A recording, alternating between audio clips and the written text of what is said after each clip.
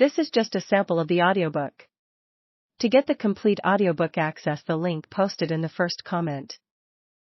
Gertrude Madden, believed to be the youngest of the Bremerton Yeoman F., also had fond memories of Admiral Kuntz.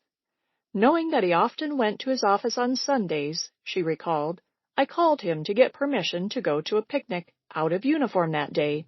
He said, going out of uniform is permitted only when going hunting or fishing. Will there be boys there? I answered in the affirmative. He replied, well then, you'll be fishing, won't you? As U.S. women flocked to enlist, 17-year-old Frances Traherne watched with envy as the new Navy women strutted proudly around New York in their smart uniforms. I was so impressed. I set right out for Washington to enlist, but I was too young. On my 18th birthday, though, I was sworn in. That was September 1918. Miss Traherne was appalled, however, when her uniform was issued.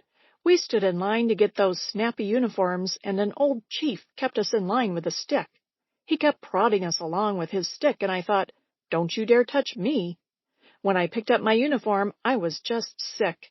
It was such poor material, just trashy, and the color was horrible. Someone had been profiteering. You see, cheating the government was going on then, too. Eventually, we were issued good uniforms, and I was always proud to wear mine. One of the Navy's first enlisted women, Lou McPherson Guthrie, was a rural schoolteacher from North Carolina working with the Bureau of War Risk Insurance in Washington, D.C. in the spring of 1917. She clearly remembered the wildly exciting day when the American Navy called for 100 women war workers to enlist and do accounting work at the Navy Yard. This would release sailors to man the warships. Lou and 3 of her friends passed enlistment examinations with high marks and were assigned to the Navy Yard. For a time, Miss McPherson worked the graveyard shift, midnight to 8 a.m., at the Navy Yard. We liked it, even though we had to get off the streetcar at midnight in the worst section of the city and walk down the wharf. Here wharf rats, nearly as big as opossums, scuttled across our path in the moonlight. But it was quite safe. There was very little crime recorded in the city then. We felt no timidity about walking alone at midnight on poorly lighted streets.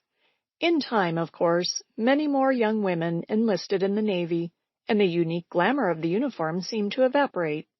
Lou McPherson recalled, the work was becoming routine. The boys were overseas. We felt stalemated in Washington. The declaration of the armistice on November 11, 1918, provided a great deal of excitement for Lou and her friends. It was so thrilling. The war was over. All the offices closed, and we literally danced in the streets with any passers-by who came along. Next day, it was hard to get back to our humdrum duties. Ann Dunn was one Yeoman F who stayed on at her Navy job even after the war ended. Following her enlistment in 1918, Miss Dunn was assigned Keeper of the Logs and held forth in a locked room on the 3rd floor of the Navy building in Washington, D.C. In that room were 14,000 volumes filled with stories of heroism, conquests, and daily combat with the sea, all written by men of the Navy, dating back to 1861. From Navy ships all over the world, commanders each month sent their logbooks to Washington to be filed by the devoted Yeoman F. If a monsoon happened in the China Sea, or a sailor developed measles in the North Atlantic, no time was lost in getting a terse but complete report of the incident to Miss Dunn. To her, the most gripping story in her files was told in the log of the USS Mount Vernon, a World War I transport that fell victim to a German U-boat attack off the French coast in September 1918. 35 men were killed when the torpedo smashed into the Mount Vernon's boiler room, and the vessel seemed doomed. But every survivor rushed immediately to his post. Guns of the Mount Vernon barked. Engineers braved death to fire up the boilers, and the ship limped back to Brest. Throughout her tenure as Keeper of the Logs, Miss Dunn zealously guarded her records and remained on the alert for souvenir hunters and espionage agents.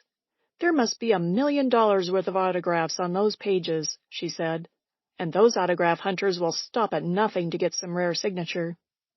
Among the first young women on the West Coast to enlist when the Navy called for recruits in 1917 was Florence Wetzel of Medford, Oregon. Florence was a telephone operator and an expert at switchboard repair, so she was enlisted with an electrician's rating.